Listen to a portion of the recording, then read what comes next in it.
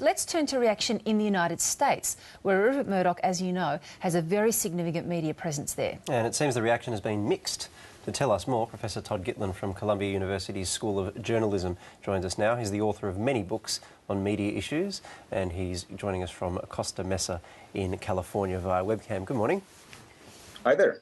Has the US press been taken by surprise by all of this? It certainly looks that way. It's been taken by surprise, alarm, chagrin, horror, and fascination. I noticed a little while ago on the New York Times website that they're running a real-time update of latest bulletins, and I think it's fair to say that this, as we're between major murder trials on television, this is now the moral equivalent in American media terms. Is there a bit of glee being taken, you think, by some of Murdoch's competitors? I don't think it's so much by his competitors, but those who have trembled in the wake of his assumption of great authority in American media, and those who have been suspicious that he had other fish to fry than the fair and balanced presentation of news. So it's not so much a feeling that they stand to gain financially from his pratfalls, but rather that he's getting a long-deserved comeuppance. So you think that this is more politically motivated, that responses in the US, or I'll just ask you, are responses in the US split along political lines in any way? Well, to some degree. I don't know what the right-wing media or the other right-wing media are saying about it.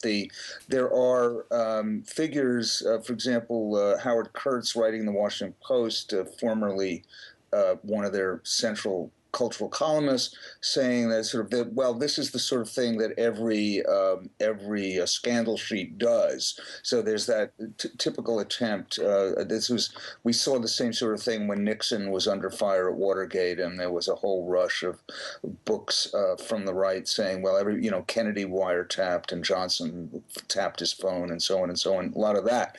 As you'd expect, liberals are quick to leap on the Murdoch story, but I think what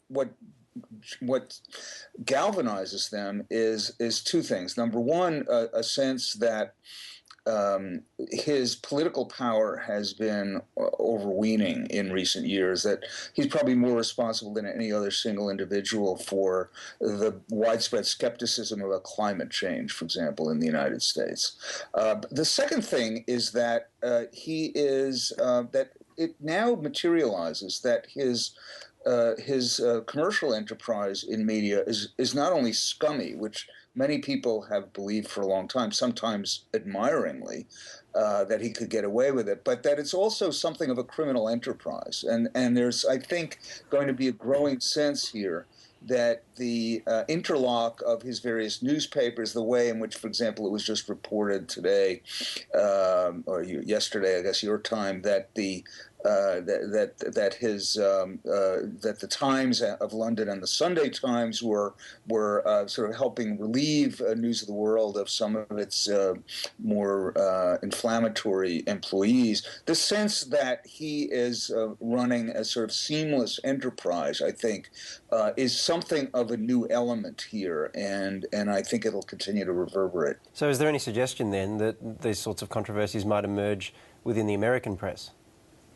Well, he doesn't have anything equivalent to News of the World or The Sun here. The closest he comes is the New York Post, which is a money-losing enterprise, or a marginal enterprise at any rate, which doesn't extend beyond the readership boundaries of New York, although it plays a part in our political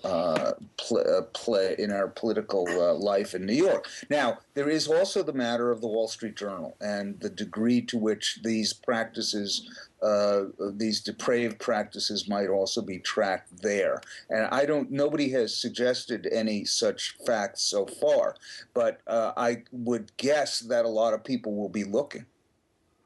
Todd Gitlin, thanks so much for joining us. Appreciate you taking the time. Very welcome.